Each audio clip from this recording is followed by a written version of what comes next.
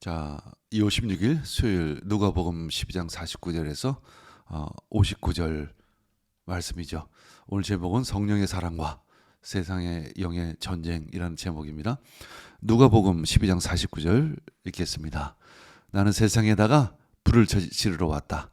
불이 이미 붙었으면 내가 바랄 것이 무엇이 더 있겠느냐. 평화의 왕으로 오신 예수님이 평화와는 너무나도 어울리지 않는 말씀을 하시죠. 예수님은 평화의 왕이시만 예수님의 복음이 전파되면 분쟁이 일어날 것이라고 말씀하십니다. 왜일까요? 이는 사탄이 복음에 저항하기 때문에 그런 것이죠. 그래서 심지어 가족까지도 분쟁이 일어날 것이라고 말씀하십니다. 하지만 결국은 그 분쟁은 평화로 바뀔 것입니다. 우리는 평화의 메신저인 것이죠. 평화를 이룬 삶은 복이 있다. 하나님이 그들 하나님의 자녀라고 부를 것이다. 마태복음 5장 9절 말씀, 오늘의 암송 9절입니다. 평화를 이루는 삶은 복이 있다. 하나님이 그들을 하나님의 자녀라고 부를 것이다. 마태복음 5장 9절 말씀. 평화를 이루는 삶은 복이 있다. 하나님이 그들을 하나님의 자녀라고 부를 것이다. 마태복음 5장 9절 말씀. 아멘.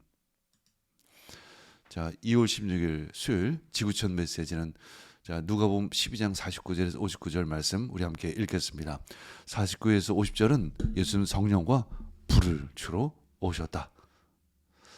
여기서의 불은 두 가지 의미가 있습니다. 성령님입니다. 그리고 심판의 의미를 가지고 있습니다. 읽겠습니다. 나는 세상에다가 불을 지르러 왔다. 불이 이미 붙었으면 내가 바랄 것이 무엇이 더 있겠느냐. 그러나 나는 받아야 할 세례가 있다. 그 일이 이루어질 때까지 내가 얼마나 괴로움을 당할는지 모른다. 51에서 53절 말씀. 성령 받은 자와 세상의 영을 받은 자 사이에 분쟁이 있을 것이다. 너희는 내가 세상에 평화를 주러 온 줄로 생각하느냐. 내가 너에게 말한다. 그렇지 않다. 도리어 분열을 일으키러 왔다. 이제부터 한 집안에서 5 식구가 서로 갈라져서 셋이 둘에게 맞서고 둘이 셋에게 맞설 것이다.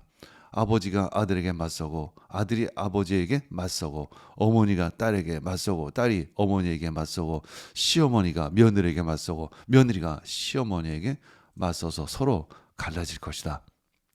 자, 54에서 56절 말씀은 이제 시대를 분별하라는 말씀을 주십니다.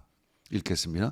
예수께서 무리에게도 말씀하셨다. 너희는 구름이 서쪽에서 이는 것을 보면 소나기가 오겠다고 서슴지 않고 말한다. 그런데 그대로 된다. 또 남풍이 불면 날이 덥겠다고 너희는 말한다. 그런데 그대로 된다. 유선자들아, 너희는 땅과 하늘의 기상은 분간할 줄 알면서 왜 이때는 분간하지 못하느냐. 57에서 59절 회개함으로 죄의 빚을 갚으라 말씀하십니다. 자, 어찌하여 너희는 옳은 일을 스스로 판단하지 못하느냐. 너를 고소하는 사람과 함께 관원에게로 가게 되거든 너는 도중에 그에게서 풀려나도록 힘써라. 그렇지 않으면 그가 너를 재판관에게로 끌고 갈 것이고 재판관은 형무소 관리인에게 넘겨주고 형무소 관리는 너를 옥에 쳐 넣을 것이다.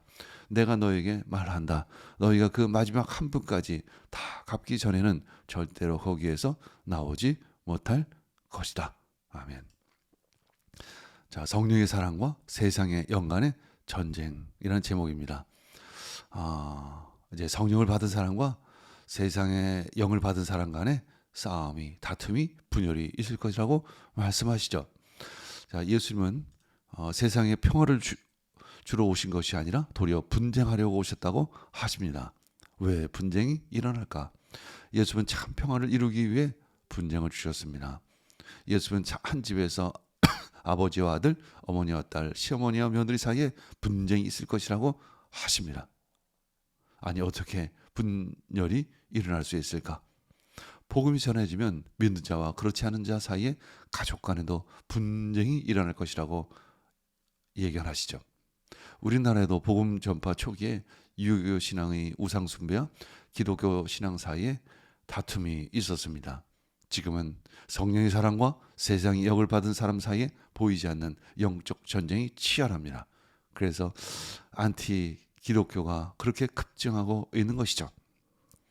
성령의 역사가 일어날수록 분열은 일어날 것입니다. 예수는 하나님과 죄인 사이에 화평을 이루시기 위해 이미 사탄과의 전쟁을 선포하시고 승리하셨습니다. 이제 하나님의 자녀들은 죄의 포로가 된 자들을 구원하기 위해 복음을 전해야 합니다. 그대는 말씀을 선포하시오. 기회가 좋든지 나쁘든지 꾸준하게 힘쓰십시오. 디모데후서 4장 2절.